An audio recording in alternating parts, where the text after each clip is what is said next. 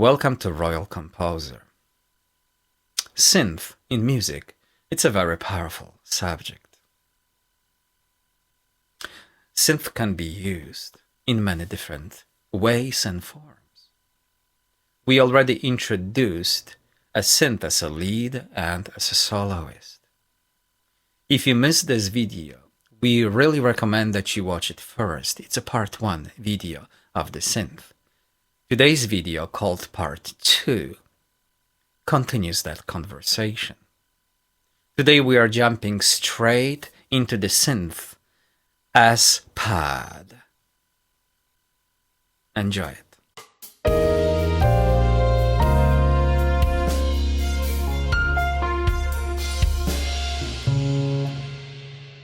Now, just remember, we have another synth available to us.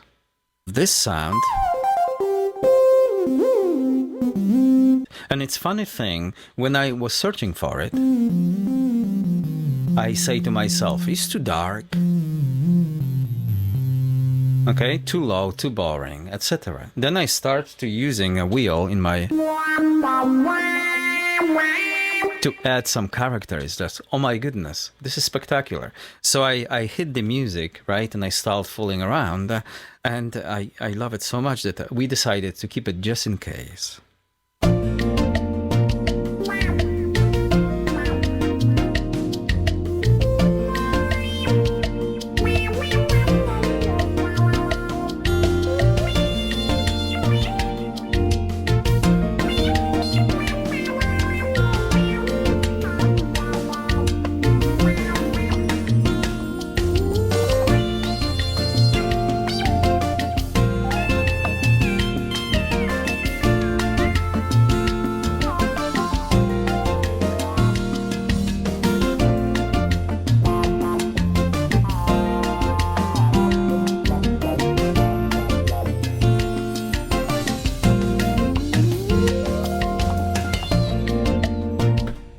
See how cool, right? So I could definitely dismiss this kind of sound at first. So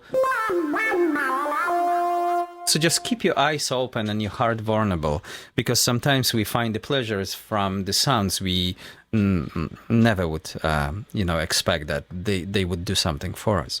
So this is another synth. So we're going to add some elements, like the solo elements here and there, by using it, if you don't mind. So since we selected the track is armed, it's already presented, all I have to do is just hit record, play start, and we're going to add some stuff. Here we go.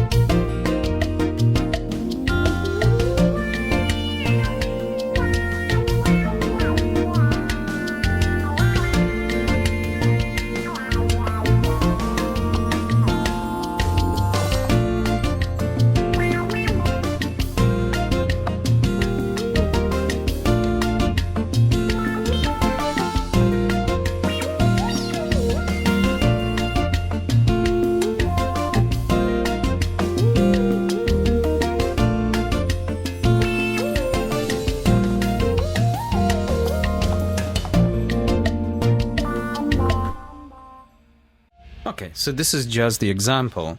And of course, the game continues and you discover things about the sound, about how to use it, how the sound relates to other layers of music, okay? That is why it's so important that you keep your eyes open and heart vulnerable. My PAD synth, it's gonna deliver this beautiful stereo field background for the music, the bossa nova. Now I will find a way to present it. I will fool around until I find something. Like, for example, if I use all the chords, if I use all the notes related to the chords progression, I may create too much mud. So maybe I will select some of them, see what happens. So now we are going to hear the verse from the beginning.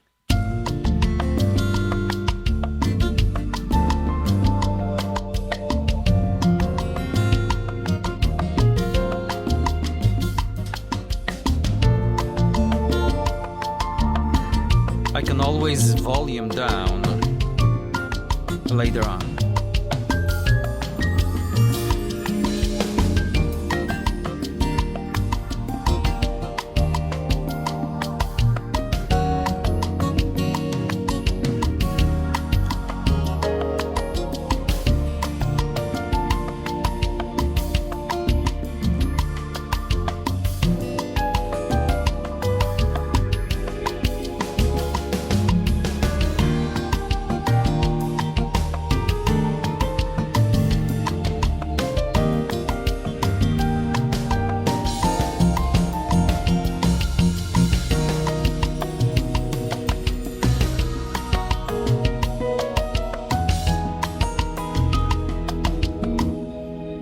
So this is the synth.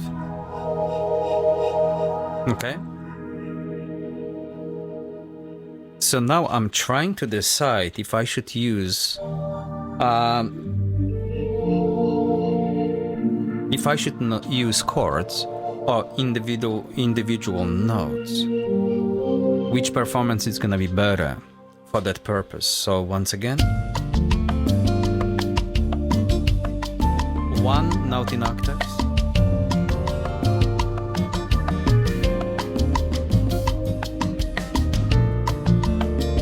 Very nice.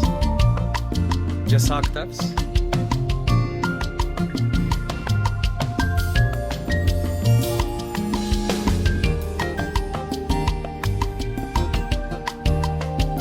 Chords.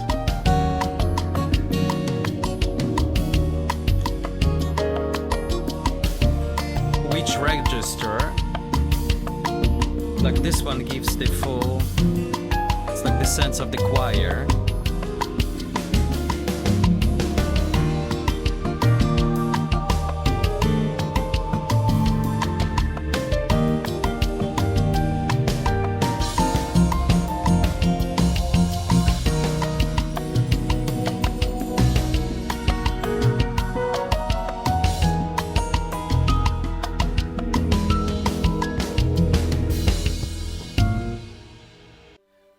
Our verse got different sections. Some of them are more quiet than the others. We are building upon that music piece. So we could start with the lower registered and then develop into the upper and present some of the notes in unison like we just did previously, okay?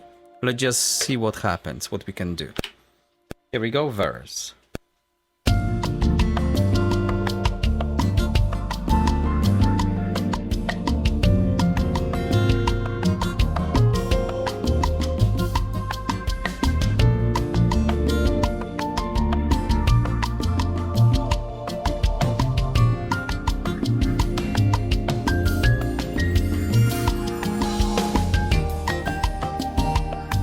We are climbing up.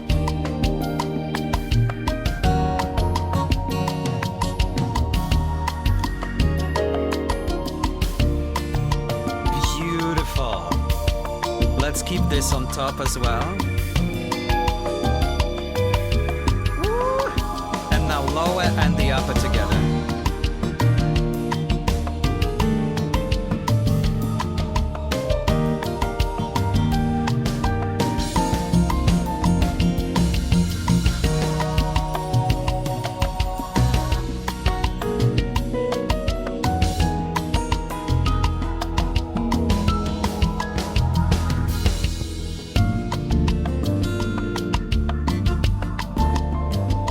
sense, right?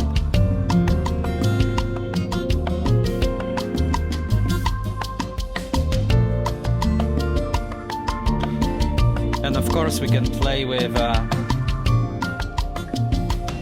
the amount of it.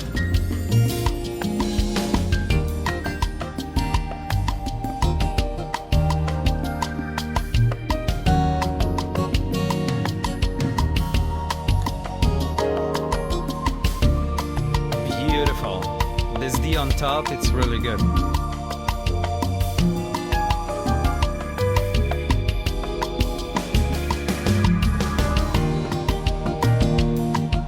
Okay, I'm gonna replace this after this. So the chords progression is E flat major 7, F7, C minor 7, F7 sus4, and then B flat major 7 with sharp 11, E flat major 7, and then back to B flat major 7 from the introduction. So let's just do this.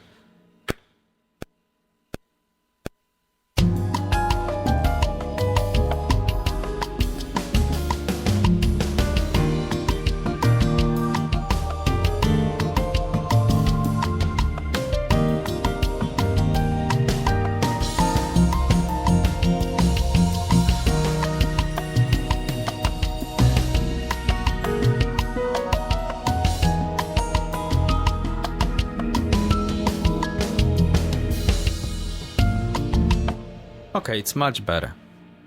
Now, you see, once we are in verse, I can touch the synth and I can roll back to my solo synth and add some stuff. The solo lead could be applied in many different ways. One of them is like adding 5 cents here and there, like we just experienced with the introduction. Another way is to create a sequence, what is divided, or the sequence what is generated for the reason of the solo. And then use that synthesizer to basically fool around with the solo sequence, right? So it's a different approach and different opportunity. So you have to know exactly the function of your synth in that music piece from the beginning.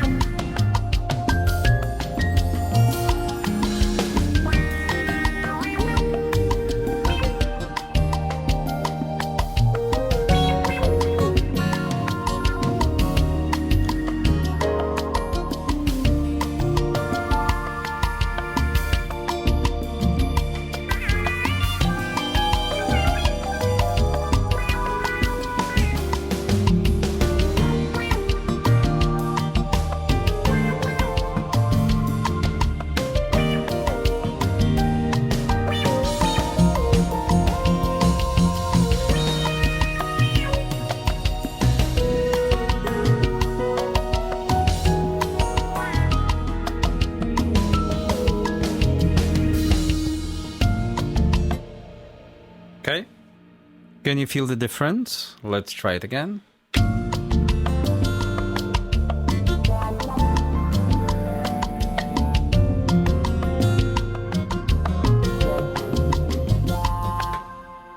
All right, let's just again.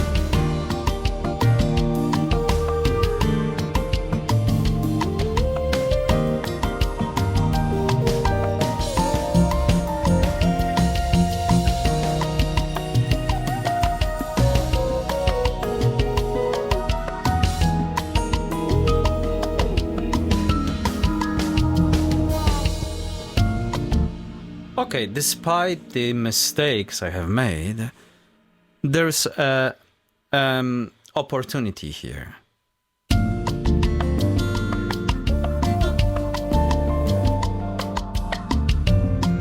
Right?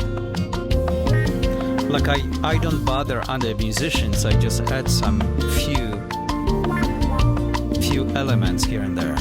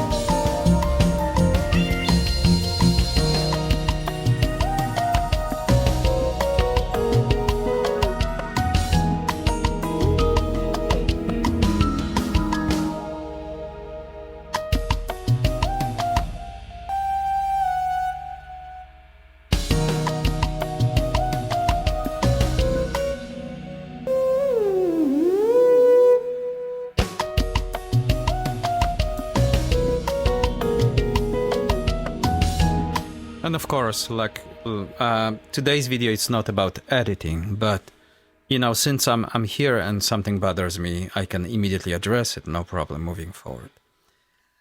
All right, so we've got two different sequences. One we called introduction, another one it's verse. During the introduction, we used the first two synthesizers.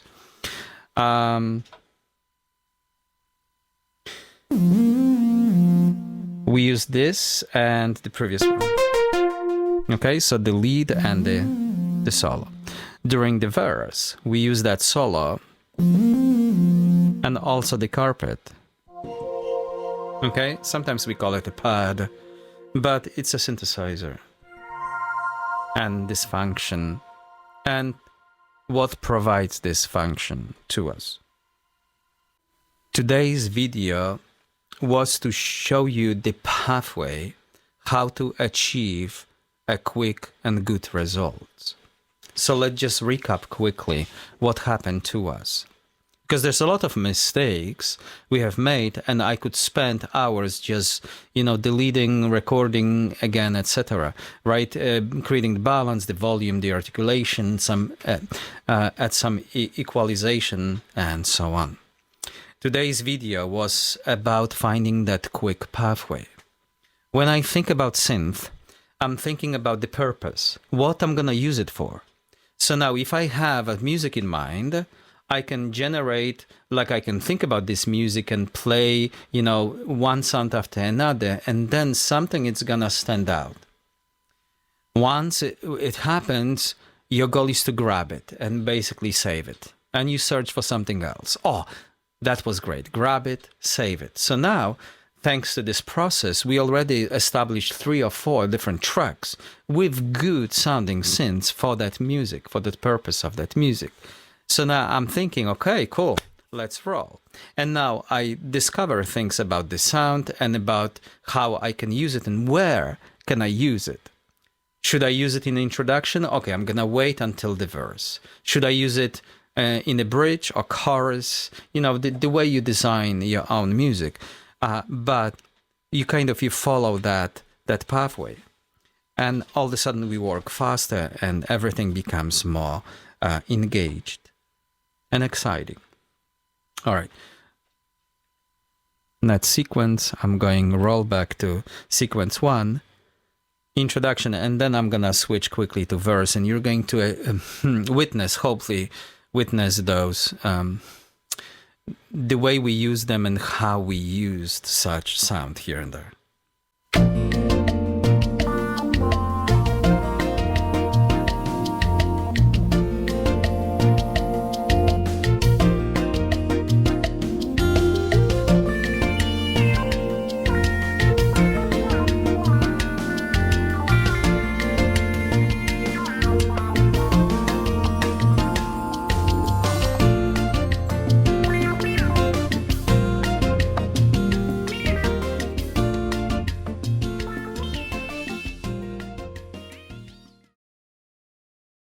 Okay, so what we witnessed during the first listening, that the synth, the solo synth, was kind of too much for our ears. So basically what we did, we just lowered the volume of it, and instead of deleting the whole track, we decided to keep it with as a just tiny splash of that sound underneath the entire music. Let's listen.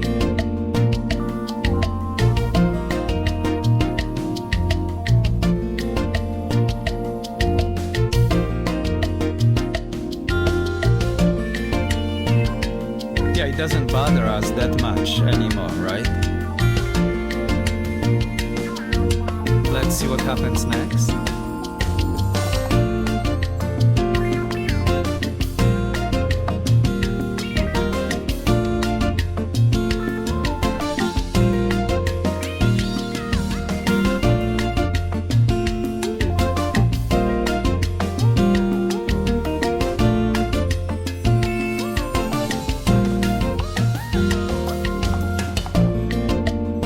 Okay, so now, you see, we achieved a different result. Instead of deleting it, it's like, oh, what a crap, right? We decided to lower the volume of our performance, and all of a sudden, voila. And just remember, by using some effects, I can push that sound even farther away from our ears. All right, so this is the introduction. Now, what is happening in our verse? Here we go.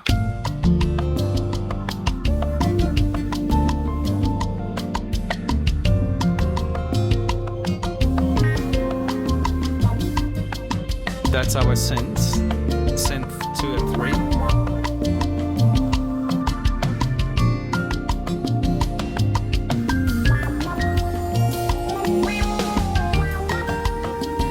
The volume is right, I like it.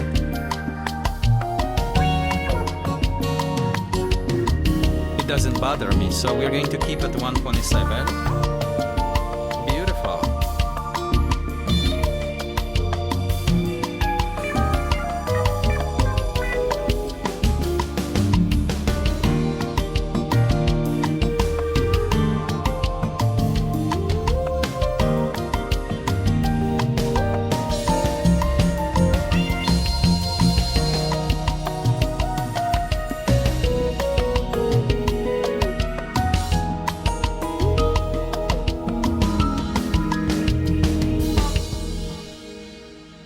Okay. All right, so now everything makes sense. In order to polish our tracks even further, I'm going to mute a tracks responsible for the beat and leave the tracks responsible for harmony movement. So I want to see how my two synthesizers go against that movement.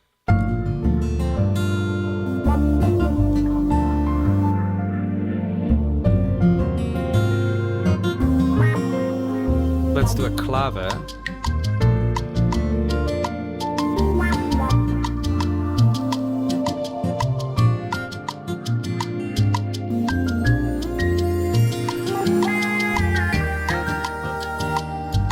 Yeah, it's tight. It's working. Congas.